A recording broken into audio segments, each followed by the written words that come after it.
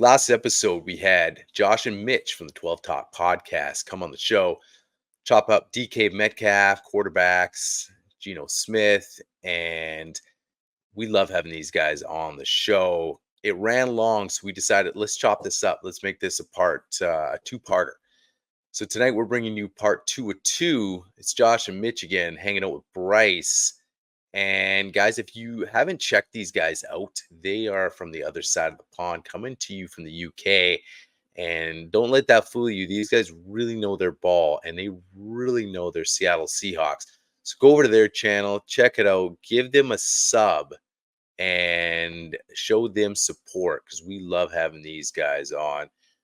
And guys, if you do love what you're watching over here at the Hawk Zone and you haven't yet, go down and hit the subscribe button for us, like button, and share the video. It just goes extremely far, helps out the channel, and everybody that has subscribed, we really appreciate it. All the continued support we are getting here.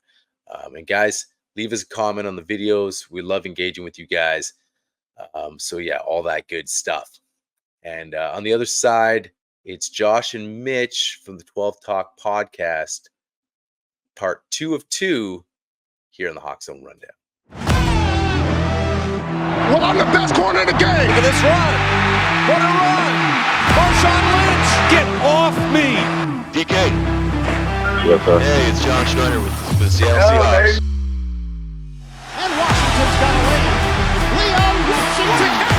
Jackson, Smith, and Jigba. The Seahawks are going to host the NFC Championship. Every year, the NFL does. Is it going to be another 9-8? Who've got to finish something.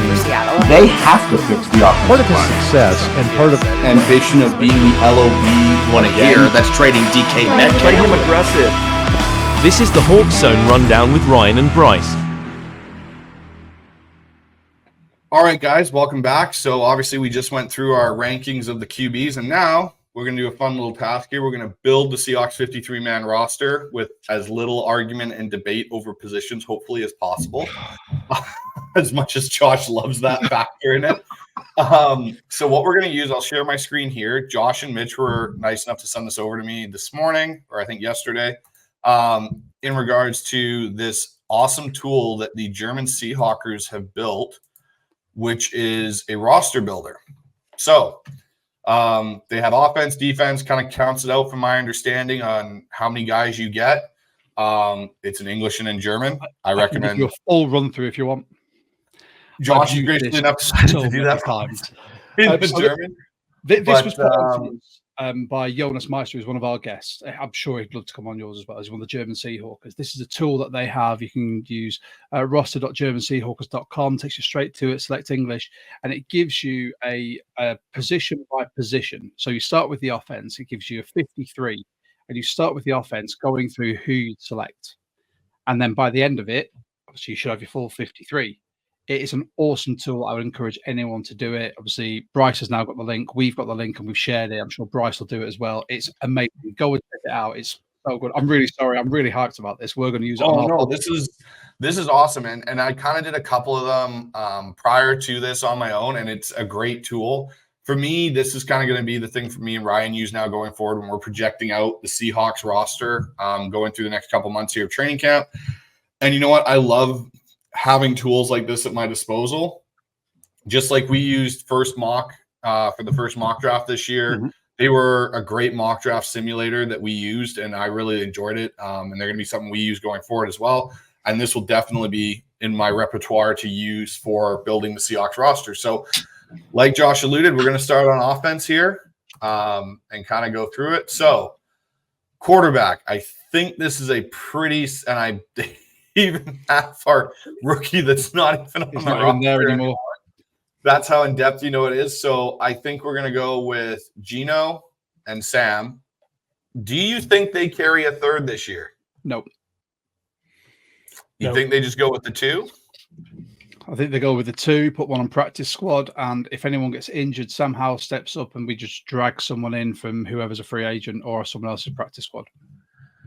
All right. So I agree. I think they may try and sneak PJ Walker onto the practice squad because he was left out on free agency so long. I think they can. And I think he's a good practice squad call-up quarterback. Now, I know the NFL did change this rule this year that if you have 3 quarterbacks, they can dress and it doesn't count against your game day roster like it has in the past as an emergency quarterback. But again, I agree with you guys. I think Seattle just rolls with these two, and they basically brought PJ in as a camp arm so they don't overwork Sam or Gino during the preseason. So we'll go over to receiver now. Okay, so I think we're pretty set on the main 3 that are going to make this team. Now, the remaining group here, what are your guys' thoughts, and how many do you think they ultimately carry? Mitch, would you like to illuminate what we discussed on our running backs versus wide receivers pod? Yeah, I think we basically said that we didn't think there was a world where Eskridge and Chenault make the same roster because you're carrying them on the. We think 6. We think 6 on the main roster, and we think one of the 2 of Chenault and Eskridge. Eskridge, we can save money by cutting. Chenault has guarantees. Eskridge has not been healthy during his first few years. Chenault, whilst he hasn't impressed, has at least been able to suit up on game day. So Chenault, for me, edges Eskridge. Jake Bobo makes the cut as a red zone and chain mover, and blocker. And blocker, yeah, a very willing run blocker. And Derek Young makes the roster based on being the only guy from that group of players that can do some of DK's stuff, being a field stretching, highly athletic, larger receiver. So I'm in agreement with Chenault over Eskridge simply for the fact I think they also brought Chenault in for the kickoffs because he has experience doing kickoff returns and punt returns. So I think I'm in agreement with Bobo and Chenault. Let's not forget as well, Chenault can double as someone in the running game. Agreed. They've been using. Now, the one guy that's interesting, there's 2 guys on this that are very interesting to me over Derek Young. And I think Derek Young, I agree, he does possess some of that big body DK abilities. He does do a good job on specials as a gunner and stuff like that. Hayden Haddon and D. Williams are 2 interesting guys for me, and especially Hayden Haddon, because if you look at his Wyoming tape, he to me kind of is and I hate to make this comp, but if you watch him run his routes and how consistent he is catching the ball, he kind of reminds me of a poor man's Cooper Kupp in a lot of ways. And I could see him sneaking onto this roster over a Drake Young just because of that upside potential and I don't know how well Drake Young correlates now to the Ryan Grubb style of offense in comparison to what we've had in the past where our 6 receiver has been a utility guy. With the amount of 3 receiver sets that Ryan Grubb has a tendency to run, I think they'd rather have another true receiver there that can play more receiver than special teams in a way, considering how many guys we have in our secondary. Mitch, you're up. Well, why do I feel like Josh is loving this moment right now? Do you know what? Like Mitch put so much work into our wide receiver versus running backs pod that I'm letting him take the floor with this because he. And you'll see we've just posted the Jake Bobo, I think that was earlier on today or yesterday. And when I post the Hayden Hatton stats and the chart that Mitch just put up, they are nigh on identical, apart from the fact Hayden Hatton might be a little bit more explosive. That's it. But yeah, and that's due to the not being as big, and Hayden Hatton's a smaller frame. Hayden Hatton for me is current day Tyler Lockett in some ways, in that he shows really good body control and lots of toe taps and toe drags and clutchy kind of moments, lots of catch, move the chains, but also sit down and not carry it for yak. So a really handy guy for third and 5, 3rd and 6, get the yards and sit down. we've got Jake Bobo for that. We've got JSN for that. We've got Tyler Lockett for that. There's a lot of things that he would be really good for, but we also have that kind of covered. And I think if you're carrying 6, you need them to tick a couple of different boxes each, and also have a body to cover each of those players. So you're not, although maybe this offense doesn't need that too much. Maybe it's going to be that diverse and unpredictable that you can just call more of the kind of plays to fit the personnel. Maybe our previous experience of our wide receiver unit was kind of like DK's doing DK stuff, Lockett's going to do Lockett stuff. Maybe it's now just scrambled and I'm talking gibberish. But Hayden Hatton for me excels in some of the areas that some of those 5 that we've already said we think are locks also excel in. And when you look at those remaining bodies on there are a few things you can get. D. Williams is one of the most lethal return threats from college over the last few years. He was an MVP just off the way he received the ball. He was frightening. Granted, you don't necessarily expect too much from He's a cornerback. Well, apparently, yeah. I like Hatton. He is talented, but in the same way that Bobo was, highly productive, not got the NFL traits you want to see with the explosiveness and things, but you can get a tune out of him like we did with Bobo last year. Don't know if we need 2 of them for me. Personally. Okay. You can disagree. You probably do. And plus, Okay, we'll go with Tariq Young Drake makes Young. a fantastic fullback as well. Just saying. He was really good. Big body blocker as well. I agree. I could see them trying to sneak him onto practice squad in Hayden Hatton if they go with the traditional way that they built their receiving core in the past and do. So we'll kind of follow that because we obviously is our first off season with Ryan Grubb and that offense stuff. So we'll go Drake Young here. Okay, so running back. So we'll move over to running back.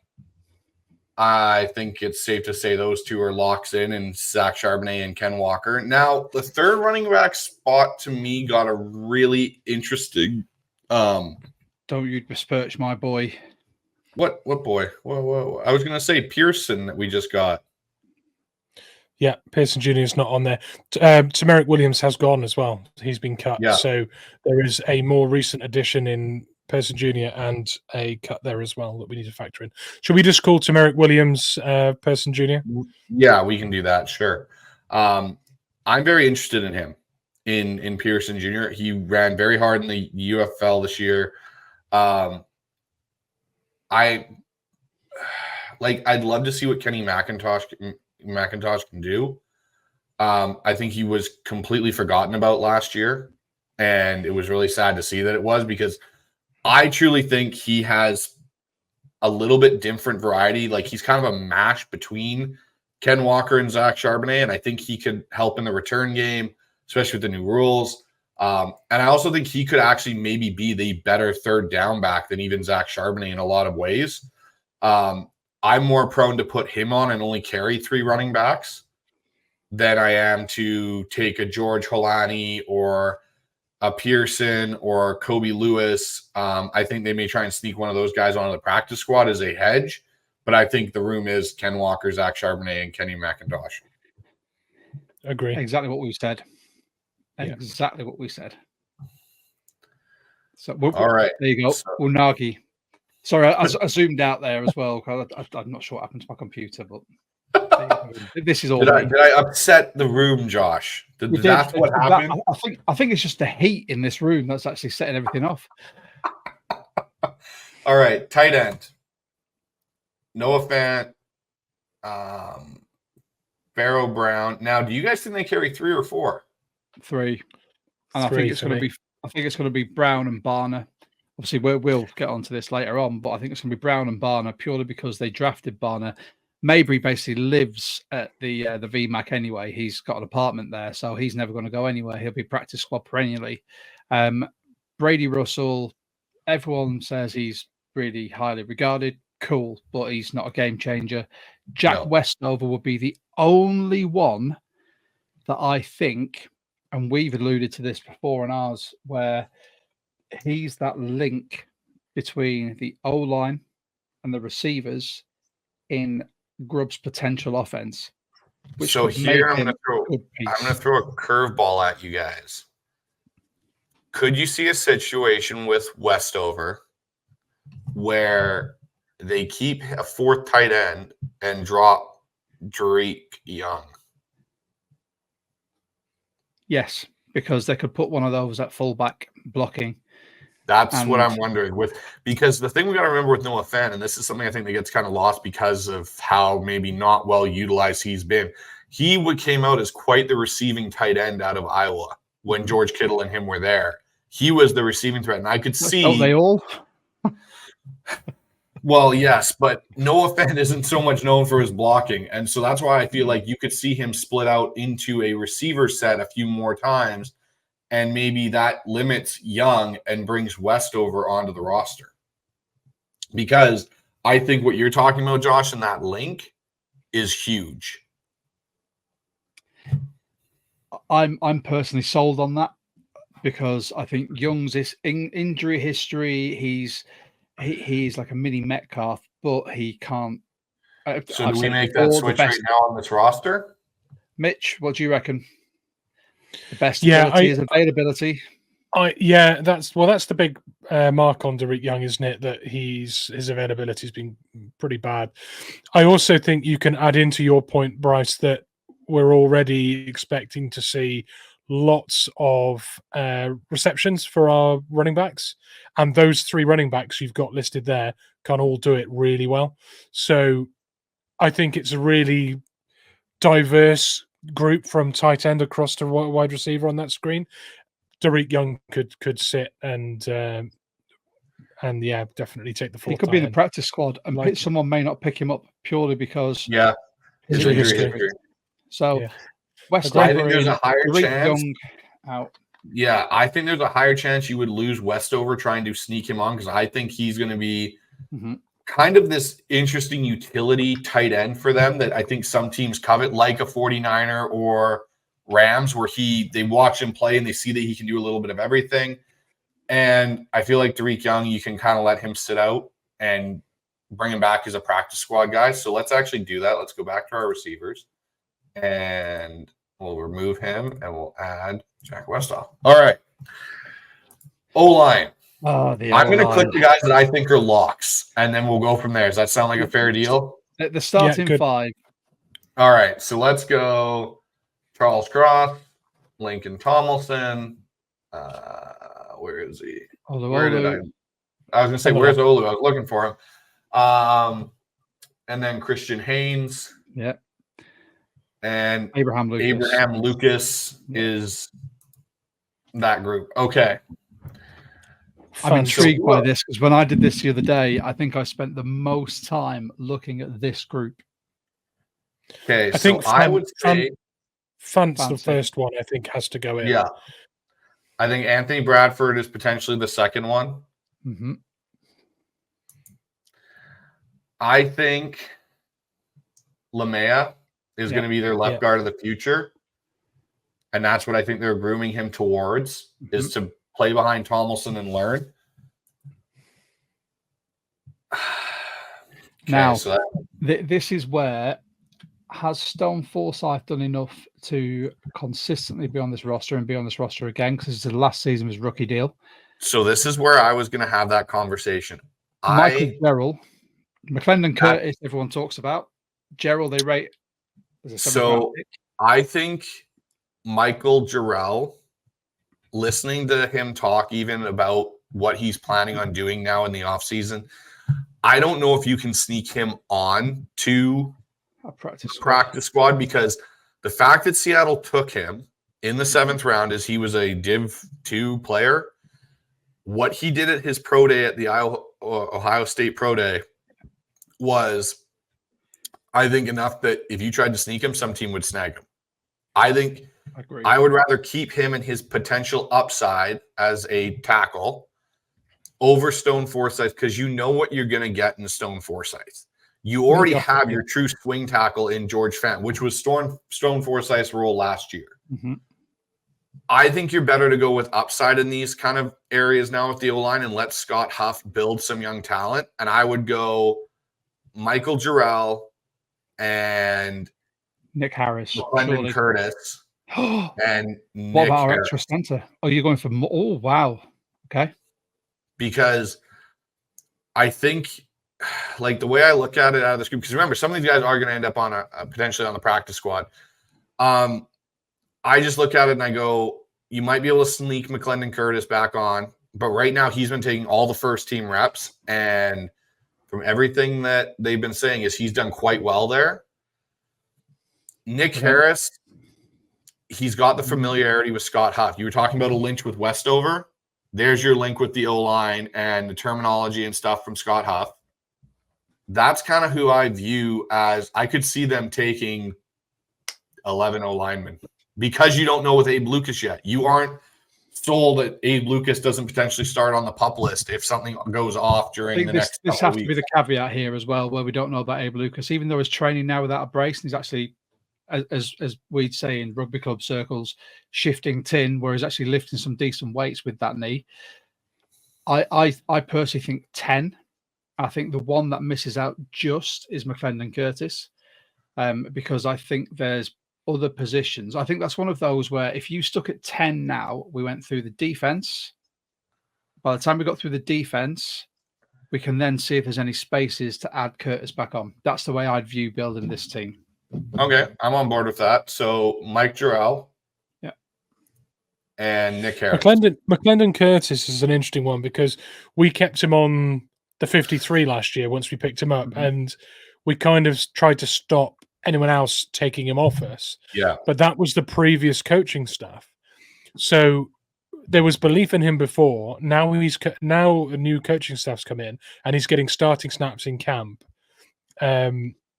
Interesting to see whether what he puts down in front of the coaches matches up to the belief that we had in him last year, trying to keep him out of arm's reach for other teams. So if both coaching staffs have had the same thoughts on him whilst they were completely different personnel, that surely is a really big vote of confidence in McClendon Curtis.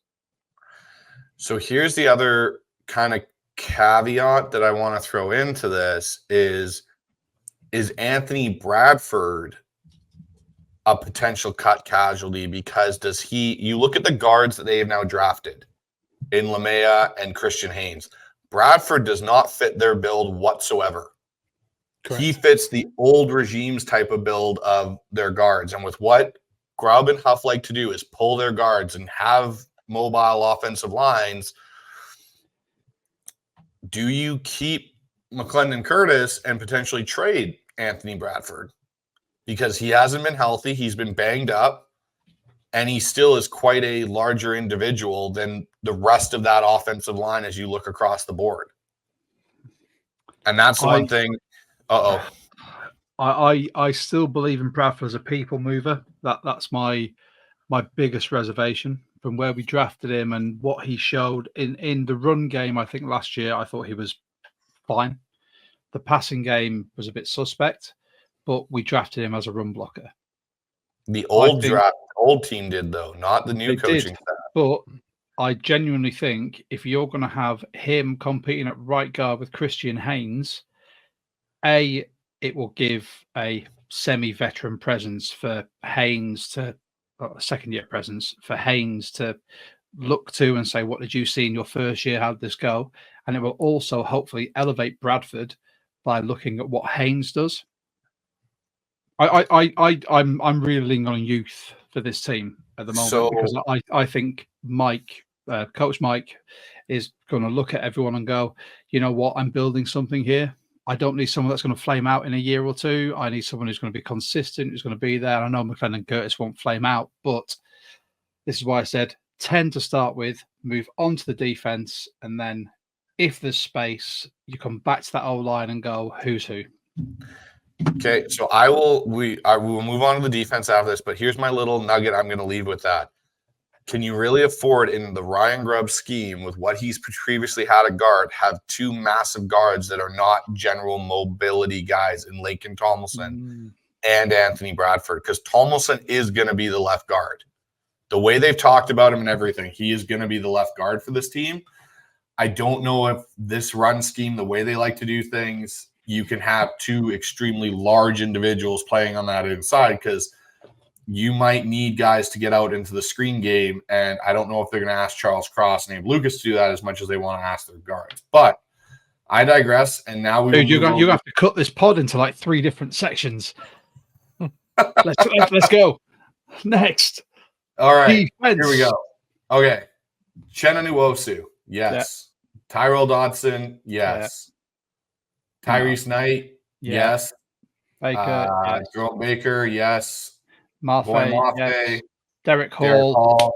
Yes. Okay. So that's 3 inside, 3 edge. Do you know?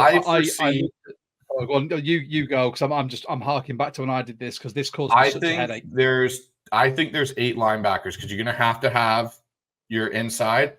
My 2 picks are Nelson Caesar and Easton Gibbs. Interesting.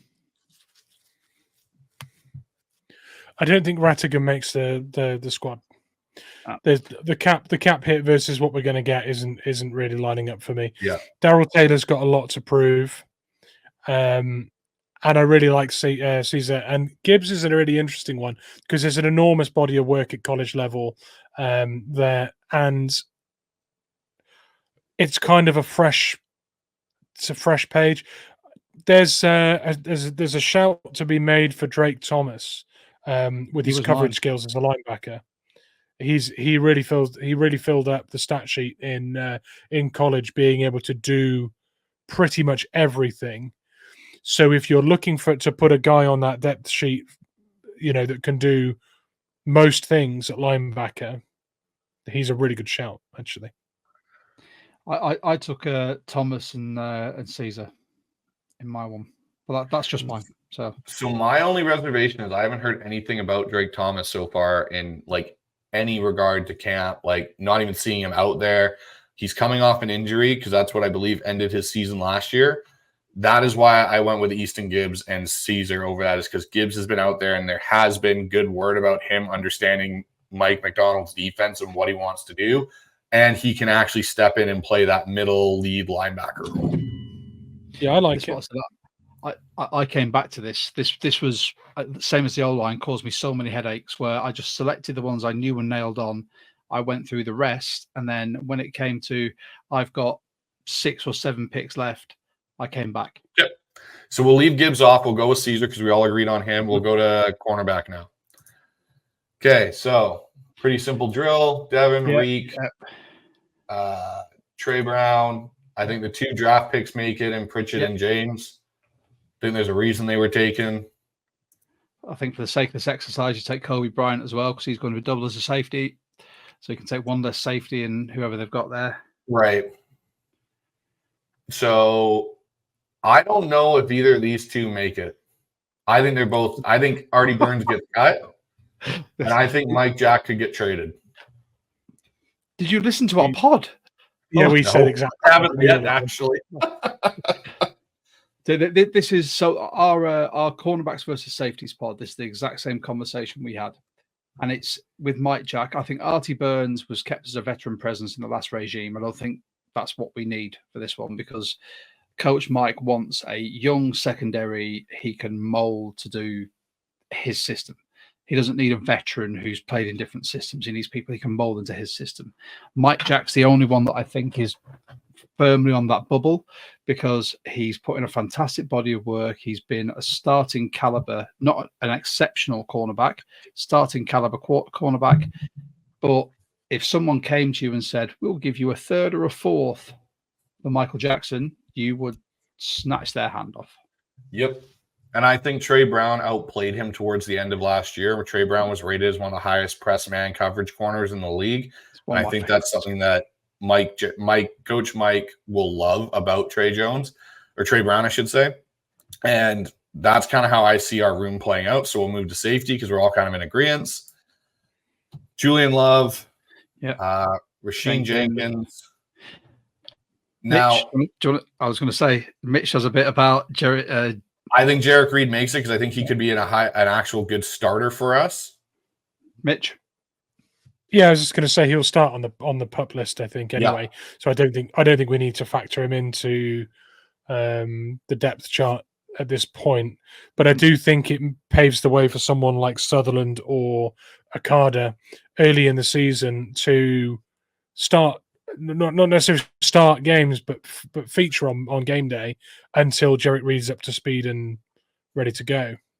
Personally, so that was kind of my thought too. Is I think here's a little thing that I think could happen.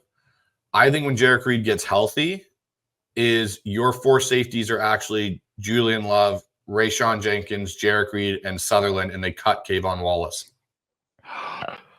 The reason I think they cut Kayvon Wallace is because of Kobe Bryant's doubling ability to play the nickel and play safety, which is exactly kind of what they brought Kayvon Wallace in to do.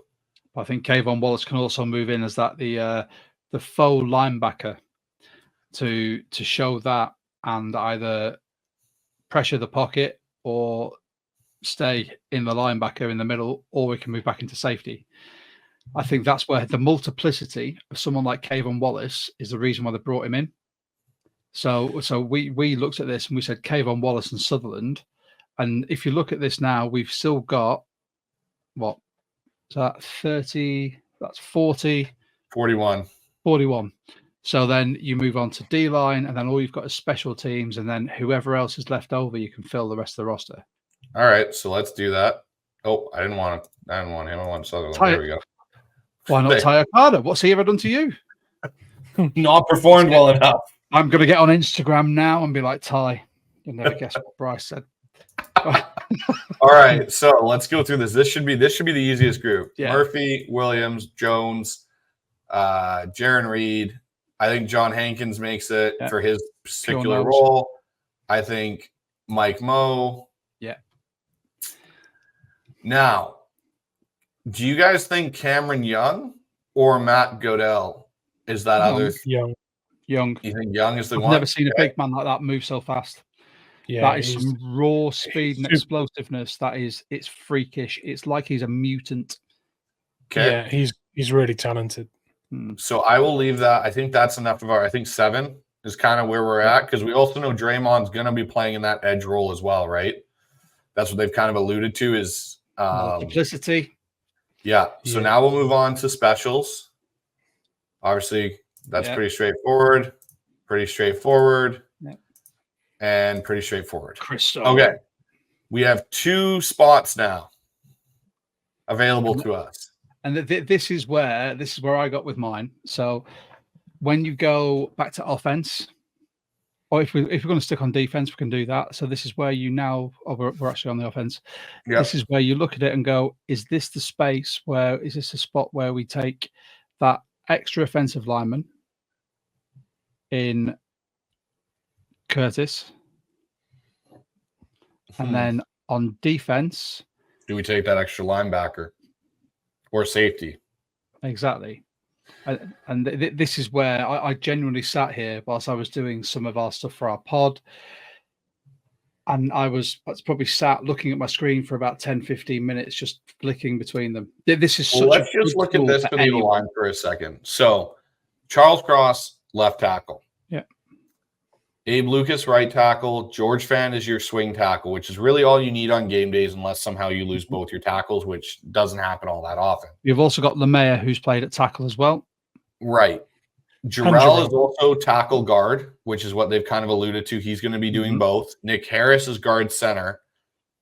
I don't think we use another pick on offense. Now that I've seen this work itself out, we have a head coach that's defensive minded. Mm-hmm.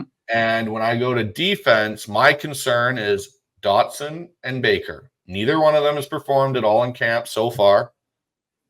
Injury histories would bug Baker a lot. That's probably the reason why we got him as late as we did in free agency. I would rather take Easton Gibbs and Jarek Reed to fill out the rest of our roster. I'd be fine with it, but again, like Mitch said, Reed will start on the pup because he's still recovering from an ACL injury, which, as we all know, depending on severity, can be at least a 12-month rehab. So if we're looking at this, the starting roster. Easton Gibbs, I think we can lock in. I think John Rattigan's race has kind of run a little bit. Yeah. Back to the army. I salute your service, sir. Okay, so do we go back to the offense and take McClendon Curtis? I'm happy This with is it. our Dave 53-man roster coming out of that last set of cuts. I think just so we're preluding to everybody on the show, because I know we'll get Jarek Reed comments because there's a lot of people who love him.